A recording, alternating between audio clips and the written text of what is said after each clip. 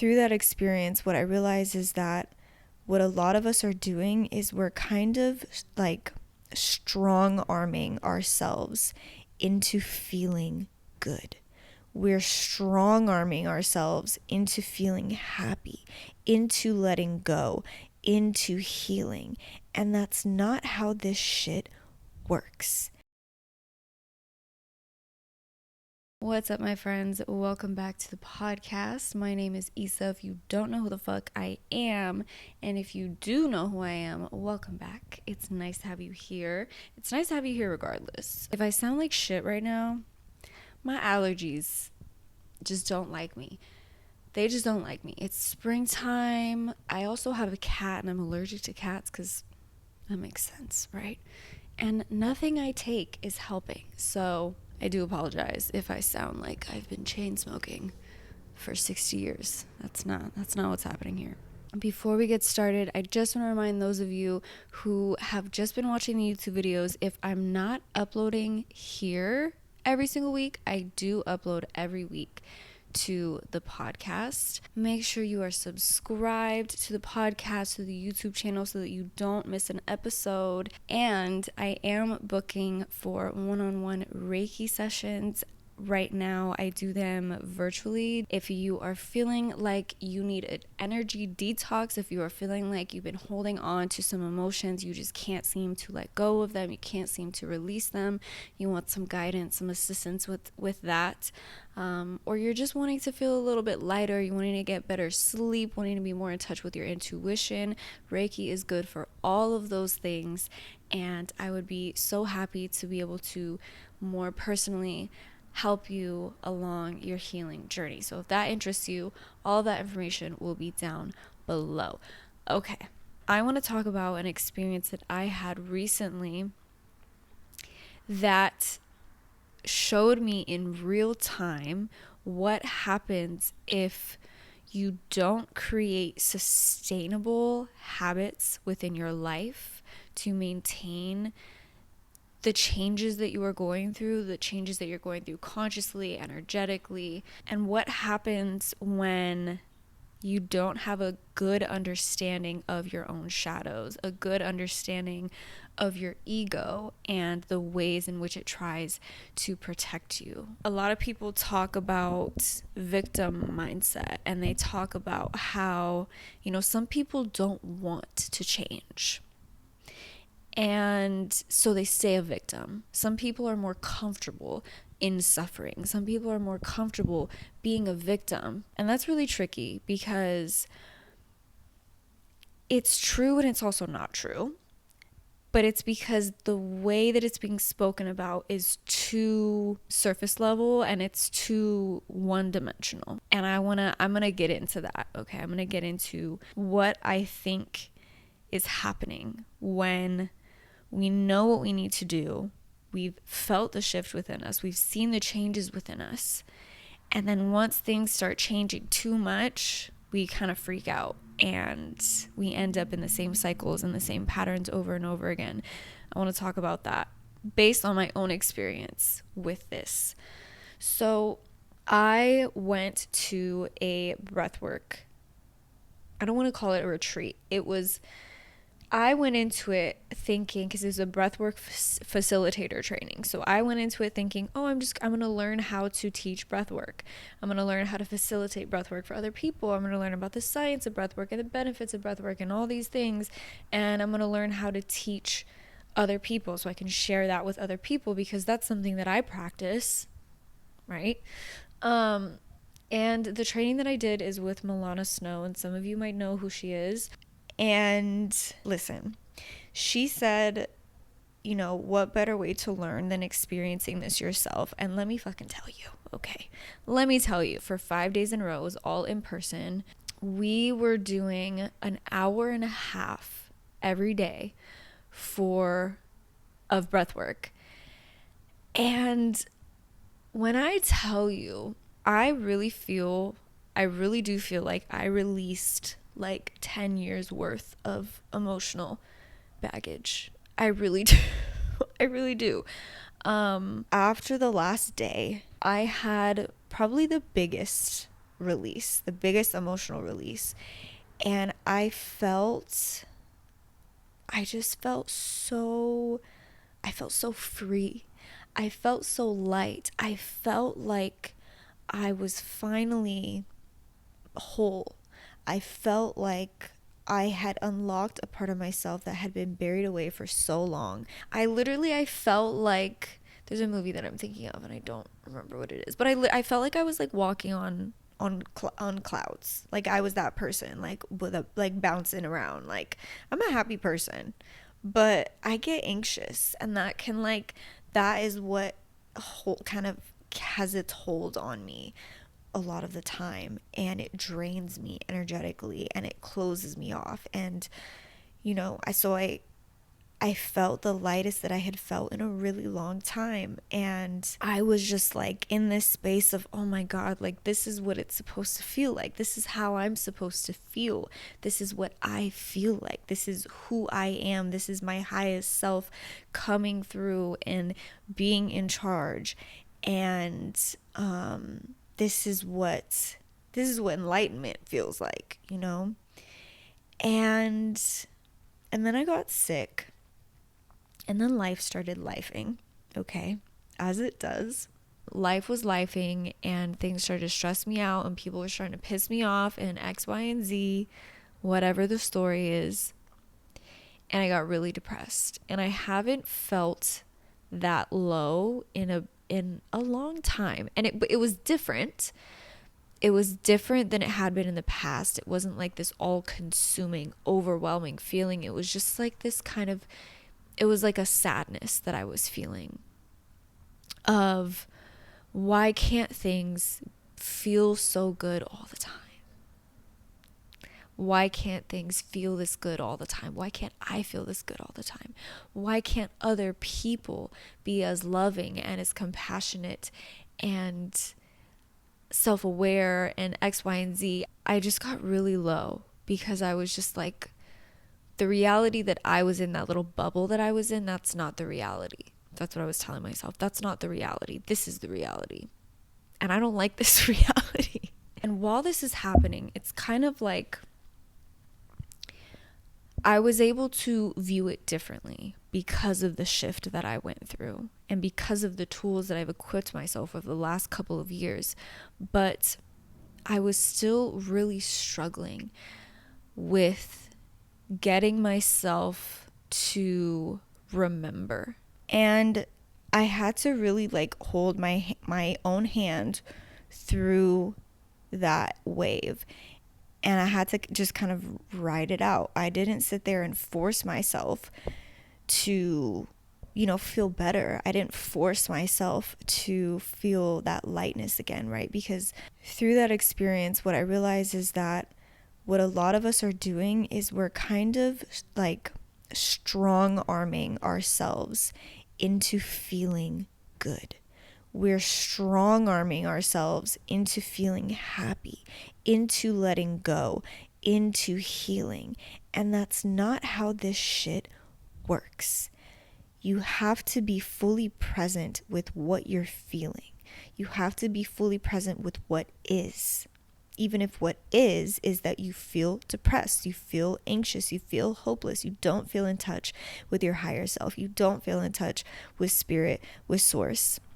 You have to be fully present with that so that you can hold your own hand through that experience and then get to the other side. And on the other side is feeling good, is feeling light, is feeling joyful.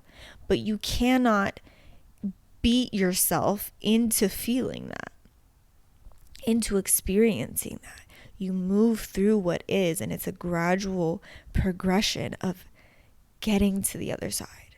And that's a constant thing. That's a constant daily process of walking yourself through the other side, being gentle, being patient, right? And so that's what I had to do. And I think the depression that I was feeling came from, I wish it was that easy. I wish it was this easy all the time. And it wasn't easy. The hour and a half of breathwork we were doing 5 days in a row, that was not easy, okay? it wasn't. It was really fucking uncomfortable. But then once we got to the other side, once I got through to the other side, it was like, oh, that was so easy. And it can feel easy, but you have to move through the discomfort first. And so I think the depression I was feeling came from, I'm tired of moving through the discomfort. I'm tired. I'm tired. I want to feel good all the fucking time. I made so much progress, and then this pissed me off, and this made me really fucking sad, and this is overwhelming me, and this is stressing me out, and now I feel like shit again. And I have to go through this process every day. And it's like, yeah, you do. You do have to go through this process every day. That's what this is. That's what this life is. You have to go through this process every day. And I think that I'm realizing, because I've seen my own progression, and that feeling of depression I used to feel like that every single day when I was in my teens. And even in my early 20s, it was more often than not, I was feeling heavy and sad and depressed and hopeless. And so over time, those moments are less and less, or they become easier to move through, but they still happen, especially if you are someone who struggles with mental health. And so I really humbled myself. I had to humble myself in that experience of, yes, it is all part of the process, baby. Like, that's just what it is. Because life is not rainbows and sunshine and feeling good all the time. That's not how it's ever going to be. And how boring would it be if that's what it was? And how many lessons would you be missing out on if you were just blissfully happy all the fucking time? And I don't think that it has to be a struggle. I don't think that we have to suffer the way that we do. But we learn through those difficult moments, and we can understand more about ourselves through those difficult moments. And I'm not saying that we have to go through those things, but I am saying that we will. We don't have to go through those things, but we will, and we do. And so what do we do with that when it happens? So I'm kind of getting all over the place right now, but there are a couple things that I want to make sure I touch on, a couple things that I realized through that moment. And the first one is that it's really important to have daily habits, right? You go through these big transformations. How do you sustain that? It's kind of like, people say, if you can't responsibly manage $100, how the fuck are you going to responsibly manage $100,000? And what happens when people win the lottery? Most of the time, what happens? Not great things. People spend all the money right away.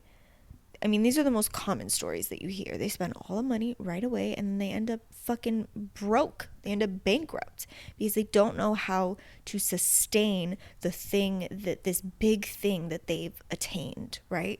It's the same way with healing. I mean, it's the same way with anything. You don't want to go to a boot camp, a fitness boot camp, like a 5-day, 10-day, 30-day thing. And then once that's done, you come back to your real life, and you don't go to the gym. You don't go on walks. You don't work out. You don't maintain what you have done, the big changes that you've created for yourself. You don't want to go to the dentist to get a really deep cleaning and then come home and not be brushing your teeth every day, right? We have to have daily habits that sustain the big changes that we are going through mentally, emotionally, energetically, spiritually. And this can look different. I am not the type of person that can say, oh, I'm going to meditate at this time for this amount of time every single day. I don't work like that. I tried that. It worked for a time, and then I it felt like a chore, and I hated it. I hated every second of it. I'm the type of person that is like, okay, I'm going to do one thing for myself in the morning when I wake up. Maybe I'll do Reiki on myself. Maybe I'll journal. Maybe I'll do both. Maybe I'll do breath work. Maybe I will go for a walk or a hike. What is it that I can do to be with myself right now? To be present with myself, to be present with my emotions. What is that thing that I can do right now? And that's what I do. You might be the type that needs to be strict with, like, at this time I'm meditating for X amount of time, or at this time I'm whatever. But that's up to you. Regardless, you should have daily habits to maintain and sustain the big changes that you're going through, because you don't want to become reliant on the retreats, on the psychedelic journeys, on the courses. You don't want to become reliant on those things. And there are some people who, I think it's good to continuously, want to try new things and to continuously educate yourself, whether it's for your own journey or you're a practitioner, or a healer. But I do see some people get caught in this trap of, they go to these conventions, they go to these retreats, they do all the psychedelic journeys, they're trying everything, and they get stuck in this trap of, what I need to feel okay, what I need to heal is outside of myself. And it's this unconscious belief that I think a lot of us hold. So be mindful of how you consume, of why you go seeking, right? Because it's important to seek out what you need and to be open to trying new things and to experiencing new things and to going through these big changes that you maybe would have never been able to facilitate on your own. But when you are continuously seeking them out and depending on them, ask yourself, why and where is that coming from? Is it really because you just want to learn, you just want to experience as much as possible to figure out what works for you? Or is there a part of you that feels like your healing is dependent on these external things? Something I also had to remember is that there's a mindset that you hold around healing that will determine the journey that you go on and the changes that you can make within yourself. And I think that seeing healing as a goal, I want to be healed. I'm going to do therapy because I want to be healed. I want to do this psychedelic journey, this guided psychedelic journey, to be healed. You will get stuck in a cycle if that is the way that you are thinking, because like I said, this is an everyday process, because there are always things that are going to be testing us, that are going to be challenging us, that are going to be frustrating us, that are going to make life hard. Small things, big things. And we have to remember that we are whole, okay? We are whole. And so it's a process of coming back into wholeness.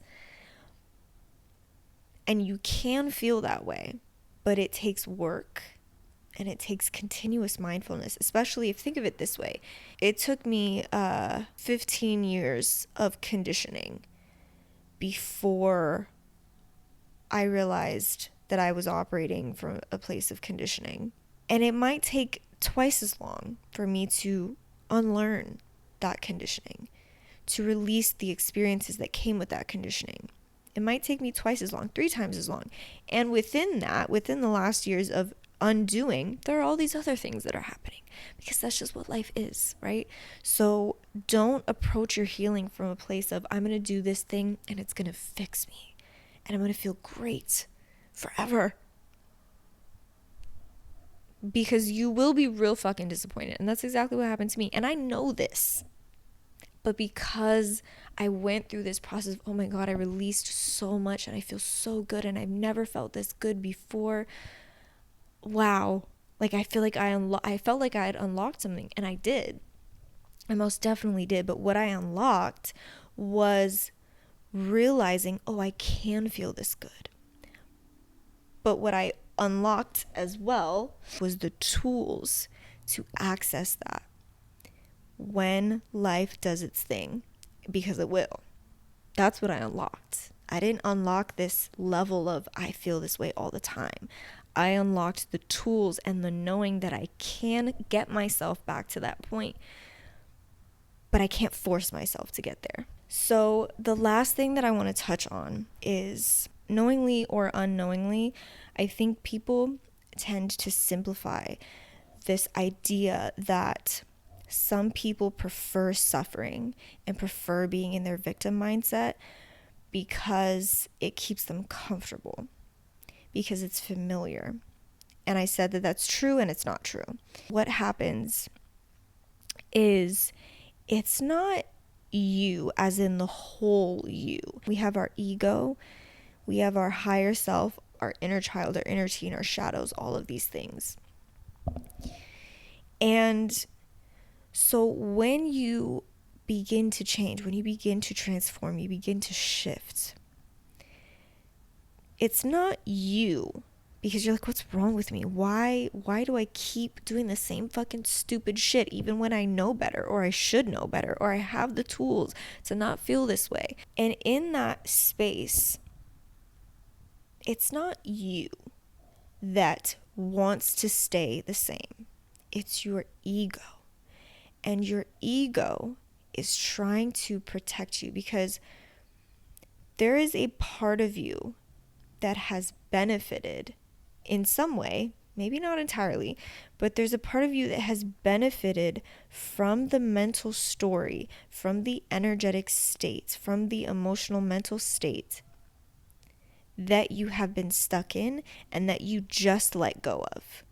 You've released all of these things. I released so much emotional weight, and I came into this mental, this state of consciousness where I was like, oh, I don't need to hold on to that anymore. And I've actually released that on an energetic level. And that makes it easier for me to let go of it mentally. So when I started to fall back into the same patterns, all that really was my ego saying, but wait, it's not safe. Your ego is trying to protect you from what it understands as unsafe. So for me, being confident, being happy, being joyful, being talking to people, being open, being, not stuck in this state of anxiety and being shut down and closed off, that in the past led me to a lot of bullying, a lot of harassment, a lot of verbal abuse.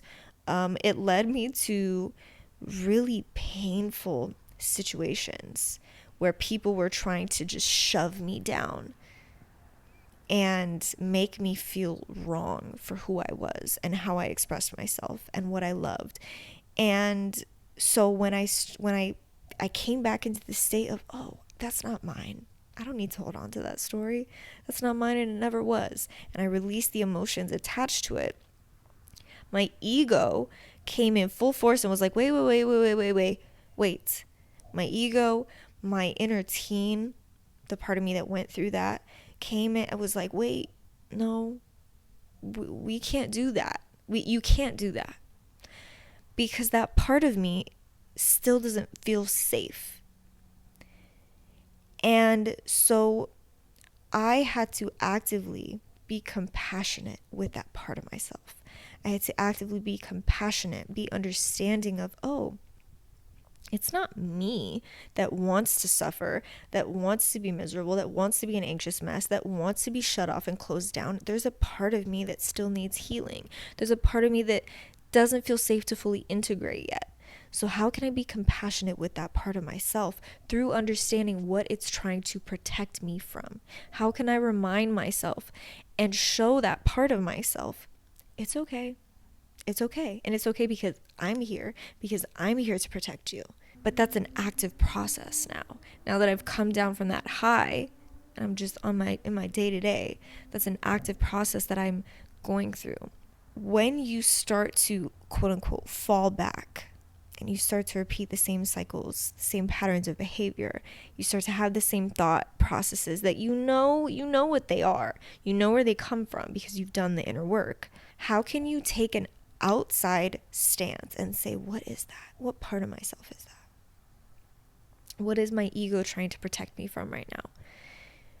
And how can I be compassionate with that part of myself? How can I be patient with that part of myself and show that part of myself that it's okay, that this experience is safe because I have the tools. So let's continue moving through that story until over time you let it go completely.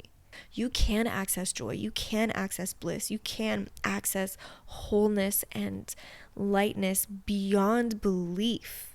Oh my God, you can.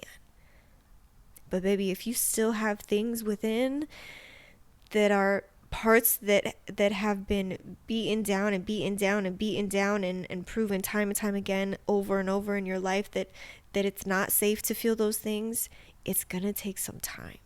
And you have to be patient and compassionate with all versions of yourself, all parts of yourself. This is why shadow work is so important, because we can understand what those parts are and how to integrate them, how to make them feel safe, how to heal those parts so that we can heal the whole. I'm so grateful for the experience that I had. I'm so grateful for Milana for guiding us all through that in such a safe, compassionate space. And I'm so grateful for not only being equipped with the tools of a much deeper understanding of this kind of energy work, but also for how to move through that, going from a high to a low, and how to move through that. And actively being challenged, like, you have the tools and you know what to do, so what are you going to do with it? Are you going to use them, or are you just going to stay stagnant? I'm really grateful for that experience because I get it. I was humbled. I was humbled in real time.